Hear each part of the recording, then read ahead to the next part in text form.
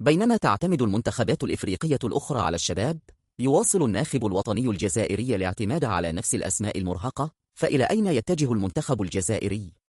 سعيد بن رحمة الذي ينشط في دوري الدرجة الثانية السعودي بفريق مغمور يستدعى، بينما فارس شايبي رغم كونه احتياطيا أغلب الموسم في فرانكفورت يحصل على مكان أساسي.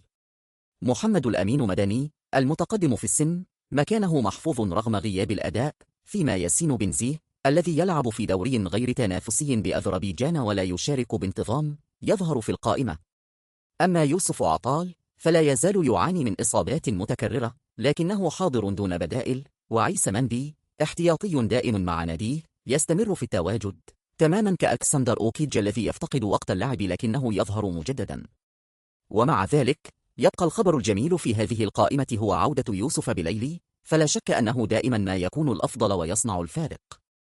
فماذا عن المواهب الشابة؟ لماذا لا يتم استدعاء اللاعبين الأكثر جاهزية؟